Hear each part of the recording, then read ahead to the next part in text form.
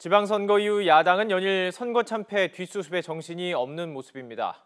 여당은 검경 수사권 조정 논의와 민생법안 처리를 위해서 협치를 주장하고 있지만 자유한국당 등 야당의 속사정은 갈수록 복잡해지고 있습니다.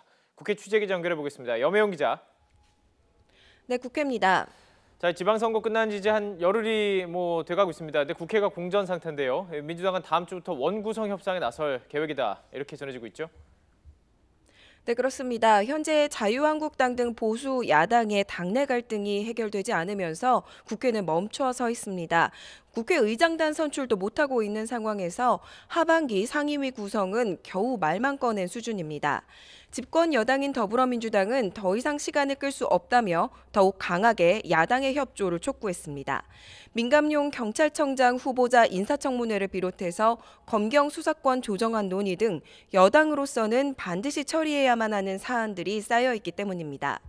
추미애 대표는 이제 공이 국회로 넘어온 만큼 여야가 격의 없이 토론해서 입법에 박차를 가해야 한다고 강조했습니다.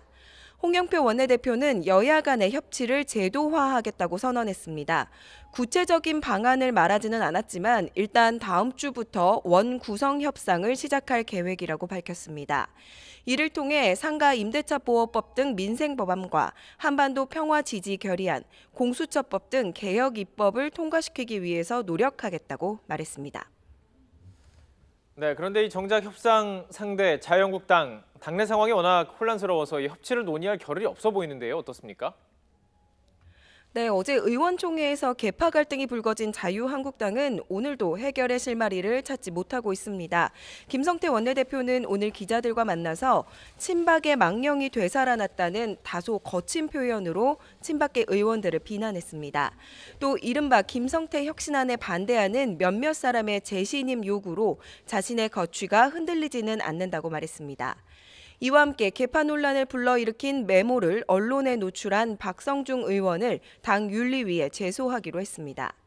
김 원내대표는 향후 계획을 묻는 질문에 이른 시일 안에 비상대책위원회 체제를 준비할 구성위원회를 출범하도록 하겠다고 밝히기도 했는데요.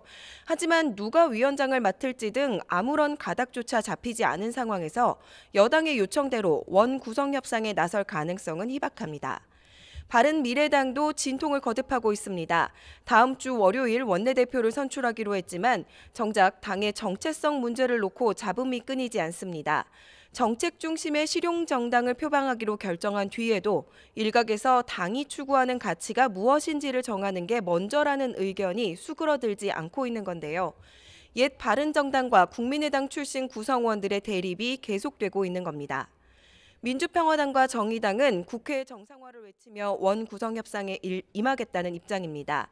연일 보수 야당의 집안 싸움을 비판하고는 있지만 야권에 대해 혼란 속에 이렇다 할 촉매제 역할은 하지 못하고 있습니다. 지금까지 국회에서 YTN 염혜원입니다.